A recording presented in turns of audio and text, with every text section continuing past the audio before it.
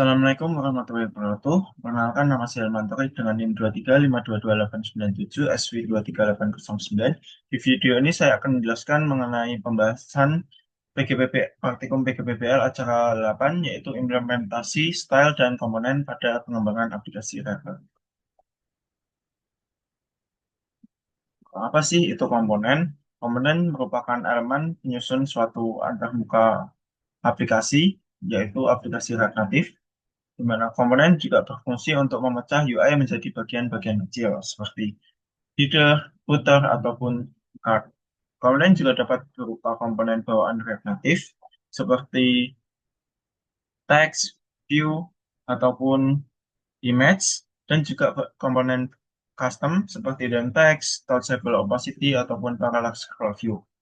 Komponen juga mendukung pengaturan lintas platform dengan menggunakan metode platform. Kemudian komponen juga dapat bersifat interaktif dan juga dinamis. Selanjutnya yaitu style. Style dalam React Native digunakan untuk mengatur tampilan visual komponen seperti warna, ukuran, tata letak, dan juga efek bayangan, dan lain sebagainya. Style sendiri ditulis dengan menggunakan JavaScript Object dengan pendekatan mirip CSS, sehingga sintaks yang digunakan atau diketik mirip dengan CSS. Style sendiri dapat diterapkan dengan tiga metode yang berbeda, yaitu inline, internal, dan juga eksternal. Penulisan style inline, penulisan style internal dapat didefinisikan melalui fungsi stylesheet.create. Style sendiri mendukung penyesuaian lintas platform, baik Android maupun iOS, dan juga dapat menambahkan efek visual modern. Berikut merupakan contoh penerapan internal style.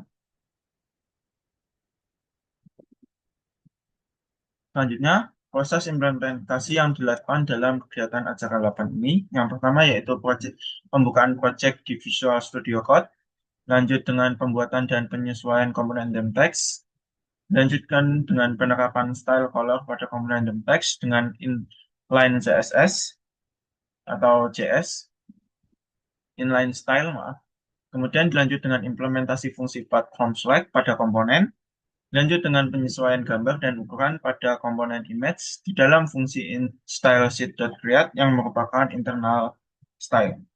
Kemudian dilanjut dengan pengaturan nilai dalam variabel header height di parallax scroll view yang digunakan sebagai pengaturan tinggi pada sebuah komponen header.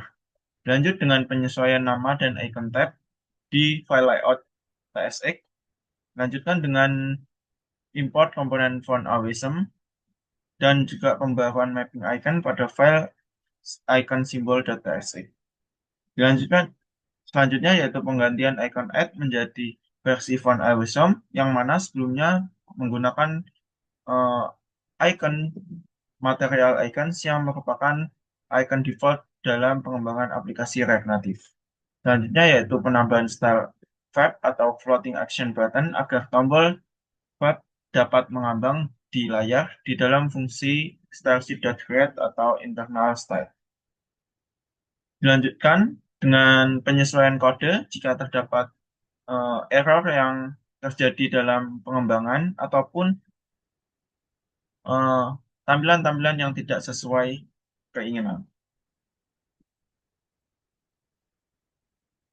Kemudian terdapat beberapa kendala yang dilakukan selama proses implementasi style dan juga komponen, di mana FAB ikut atau floating action button ikut meng-scroll atau tidak mengambang dan juga konflik antar dua icon yang berbeda sehingga hanya menampilkan satu icon saja.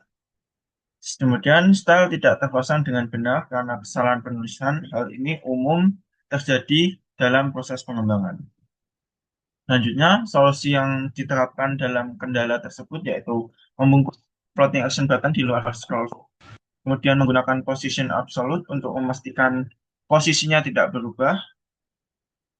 Untuk solusi dari kendala yang kedua yaitu menambahkan fallback icon di icon simbol dengan menandai atribut. Icon tersebut merupakan atribut material icon atau font awism.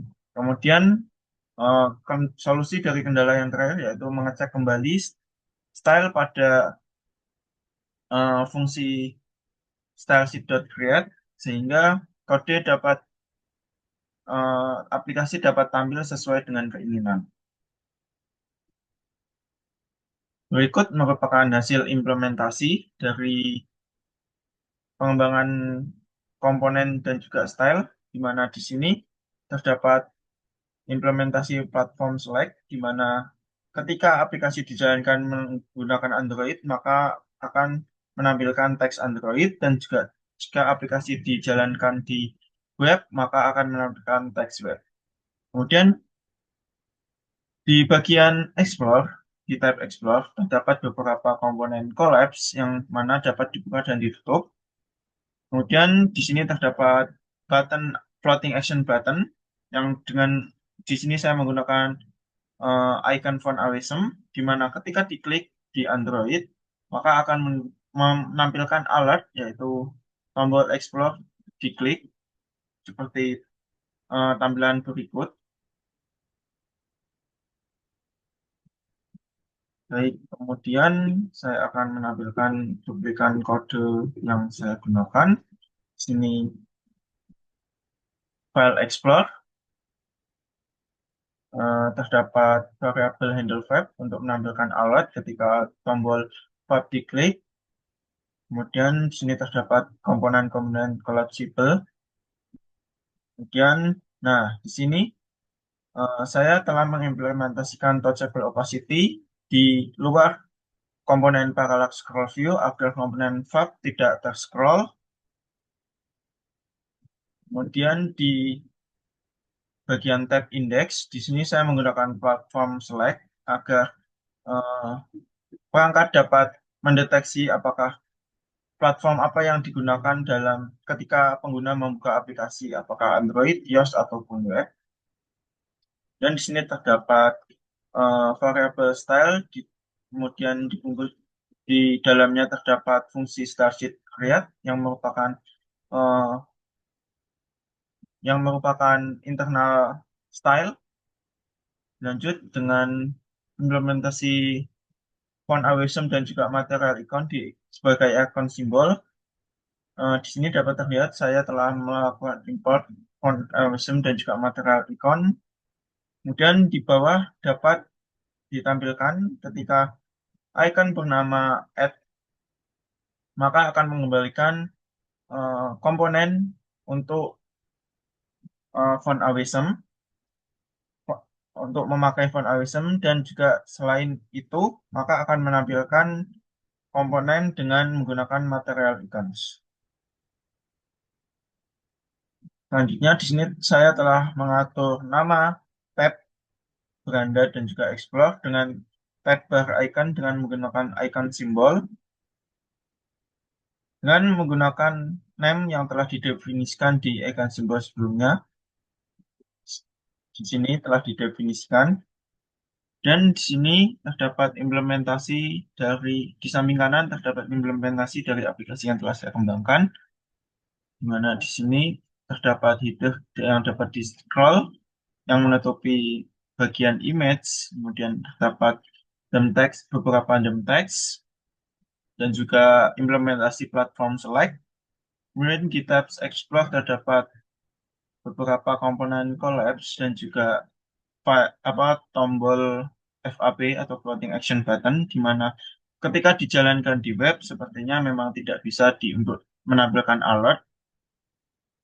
Namun ketika dijalankan di eh, aplikasi Android ataupun iOS, di mana saya telah mencoba di aplikasi Android, dapat menampilkan alert seperti yang di sebelumnya telah saya tampilkan. Seperti yang di bagian hasil implementasi ini. Baik, mungkin cukup sekian video penjelasan dari saya. Mohon maaf apabila terdapat banyak kekurangan dalam penyampaiannya. Wabillahi taufik, wassalamualaikum warahmatullahi wabarakatuh.